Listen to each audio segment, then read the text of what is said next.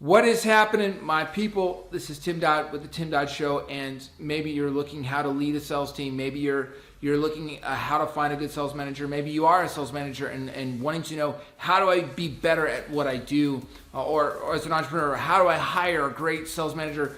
All of these questions are actually pretty straightforward to answer. And I remember having a client come to me. He had a small business. He'd been doing pretty good by himself, had a great team, mostly done all of the sales himself. And he's going, hey, I want to build a sales team now. Like, what makes for a good sales manager? What makes for leading a good sales team? Because going from selling yourself to running a sales team effectively it's a lot different. And, we've worked with clients that have 1 or 2 sales reps, clients that are just doing all the sales themselves, all the way up to clients with several hundred sales reps. And to build an effective sales organization that can really scale your company is pretty straightforward, as long as you get the core components right. So I'm going to walk you through the 5 key components that I believe makes a good sales manager and what it takes to lead a sales team to success. Before I do that, make sure to subscribe to the channel, click that bell, because I want to help you do 2 things. I want to help you sell more and scale more, and I don't want you missing out on any of the new videos, as well as if you stay to the end, I've got a bonus training for you that's going to help you do that even better. Number 1 is goal and vision. Now, a great sales manager, leading a great sales team, you have to start with goal and vision. Now, when I say goal and vision, first has to happen is the goal and the vision for the company has to be so large that all of your team's goals and dreams fit within it. The goal and dream has to be that big, especially if you're trying to attract really good sales reps. Now, let's just assume you have the goals and the visions laid out that big, and like, wow, these are massive. Everybody's goals and dreams fit with inside that. What you want to do to lead a great sales team, to find a great sales manager that can then get to know the personal, professional, and financial goals of each one of those salespeople on a deep level. And I would actually do meetings with each salesperson every other week to see how they're tracking with their personal, professional, and financial goals.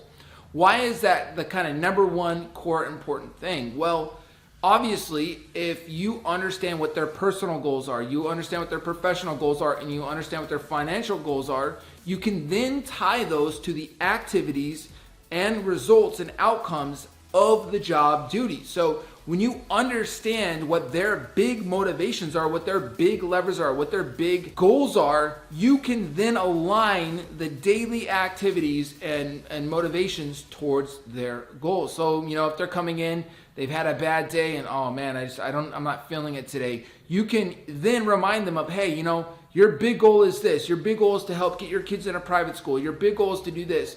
Let's make sure we're working on those goals today. When you understand their why on a deep level, you're going to be able to really motivate them. And not just one time, you want to keep up to date with that about every 2 weeks. Number 2 is, as a sales manager, you have to have the skill to sell and close yourself. You can't put somebody in a role to manage people if they're not good at that. Let me just kind of give you an example. If you were to go to a gym and you're looking to get in shape and you're looking to get fit and you have 2 trainers to choose from, one trainer is eating Cheetos and he's got his belly hanging out, and the other trainer is fit and they're in shape and they're drinking a protein shake. What trainer are you going to trust to help you get in shape and help you get fit? Well, I hope you didn't say the Cheeto one, because if you said the Cheeto one, you're in real big trouble. And the same goes for the salespeople. They want to see that whoever's leading them, whoever's motivating them, whoever's coaching them can actually close deals themselves. So if you're going to be leading a sales team to success, you need to have the ability to close the deals yourself, or your sales manager needs to have the abilities to close deals himself. And it's funny because this doesn't happen all the time. Sometimes you'll get a person put in a manager position. Well, they're a good manager over here. Let's just have them manage the sales team. But sales teams and salespeople is a much different beast than, like, say, an operations manager. So that person, that sales manager, has to be able to bring in and close deals themselves. Now, they don't have to be the number 1 closer, but you want them to be really good. You want them to be good, and then that leads us into number 3, and not just the ability to close. Like, some people are naturally very good and have the ability, but they don't know why. They don't understand the techniques behind what makes them such a good salesperson. So number 3 is that you have to know how to close. Not just have the ability, but you have to know why your process, your system, how to replicate that through other people. So you can coach other people. When their sales are down, it's not just like, try harder. You can go, okay, let's listen to your calls. Well, you're doing the intro wrong, you're doing this wrong, and you could tweak this. And you can actually coach them because you know the process. So in most cases, this is going to be somebody who's very, very well read with sales training books. They've gone through courses. They've hired other coaches and mentors themselves. So knowing how makes all the difference when you're actually leading a team. Now, there's some people that are just gifted and they can close a deal. It's actually not very many people out there. Most people that are really good at selling, they've developed that skill. And if you've developed that skill, oftentimes you can replicate that through your sales team. So they have to know, two, have the ability, right, to do it. And then three, point number three is they actually have to know how to replicate that through the sales team through coaching. Number four, you have to have clear KPIs and accountability. So what are KPIs? Key performance indicators. You have to have the numbers of how many calls are they making that day, how many sales meetings did they hit that day, how many emails are they sending out every day, how many texts, what are all the activity KPIs that they're doing throughout the day, so you can track that day to day. Or even hour to hour if you need to. And then the result KPIs. Hey, how many deals did they bring in? What was their closing rates? What was the average revenue per customer, et cetera, et cetera. You need to have clear KPIs that are very accessible to everybody. I would even put them on a leaders board so everybody can see how they're competing against each other and comparing against each other. And then there needs to be clear accountability. Like, hey, here's the activity we need to see every day, and we need to see X amount of results every week or every month. And if they don't hit those KPIs, if they're off on those KPIs, you go back to step 3, which was the coaching. You need to get back into that coaching mentality. So if they're 1 or 2 days off either of their KPIs, you need to step in, adjust, and coach them. And number 5, last but not least, is you have to start the day with wins and momentum. Remember, by this point, we've talked about there are goals, and personal, professional, and financial. We want to all be working towards our goals together. So what'll happen a lot of times is in that morning sales meeting, hey, sales are down, or this is, and they're starting the day off negative. And you know what? People have come from homes, or they're fighting with their wife, or they got this bill that just came in, they're stressed. There's all these stresses happening.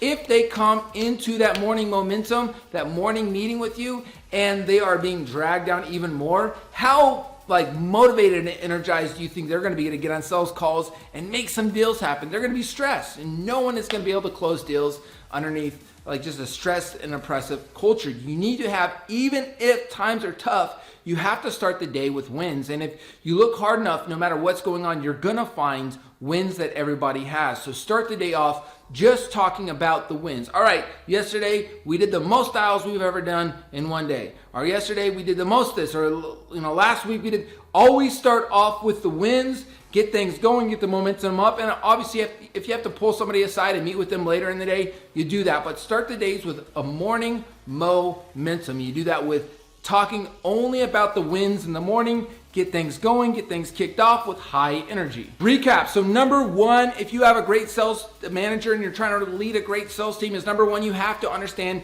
your sales team's personal, professional, and financial goals so you can tie in the company vision and goals with the personal goals. Number 2, that sales manager, as a sales manager, you have to be able to close deals yourself on a high level. Number 3, you have to actually know the formula of how you're closing deals, the why, so that you can coach your team, listen in on calls, make adjustments, and actually help them get better at sales.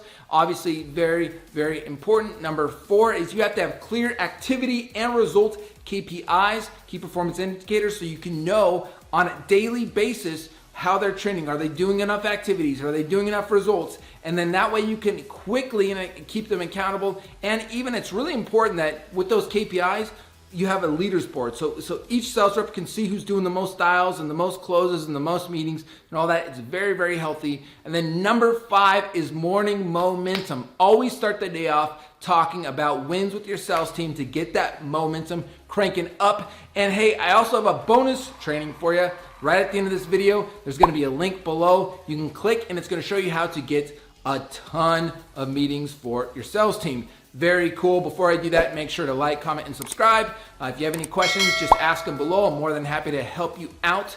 Also, click that bell so every time I drop a new video, you're the first to know. Now, if you stay to the end for that free guide, get it right now below. Click that link. I don't make 1 penny off of it. The only thing I ask is when you do start getting those meetings, you do start closing those deals, you give me a testimony. That's it. Again, Tim Dodd with the Tim Dodd Show, and I will see you soon.